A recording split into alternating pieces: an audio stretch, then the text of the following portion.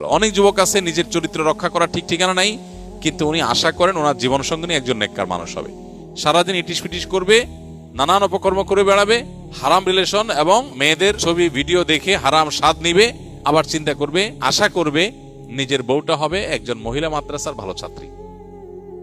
এটা হলো আপনি নিজে গাছ লাগালেন একটা আর ফল আশা করছেন আরেকটা। যদিও কখনো কখনো এমন হতে পারে যে খারাপ মানুষকে বলে ভালো মানুষ পড়ে যায়, কিন্তু এটা স্বাভাবিক কোনো বিষয় না, এটা কালে ভদ্রে হয়। এজন্য একজন যুবক, মুসলিম যুবকের বিবাহের প্রস্তুতি হবে এটা যে তার চরিত্রকে হেফাজত রাখবে। চরিত্র হেফাজত রাখবে কার জন্য?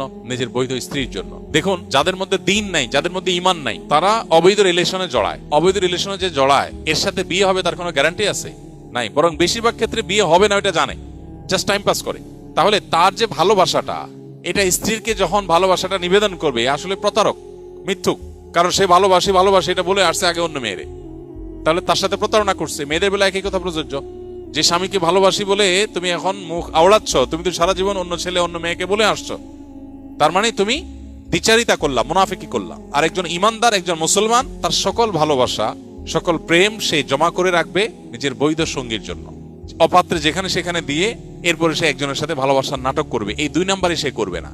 যুবকদের জন্য অনেক বেশি নফল রোজা, নফল আমল, নফল দান, সাদাকা, এগুলো যতটা গুরুত্বপূর্ণ, এর চাইতে বহুগুণ বেশি গুরুত্বপূর্ণ হলো শুধু একটা জিনিস, সেটা হলো চরিত্রে কালিমা লাগতে না দেওয়া, নিজের চরিত্রকে হেফাজত করা। অনেক জটিল, অনেক কঠিন একটা বিষয় আজকের বাস্তবতা। আপনি যদি সে কাজটা করেন, তাহলে ইনশাআল্লাহ আপনার বিবাহের সবচেয়ে বড় প্রস্তুতি হয়ে গেল।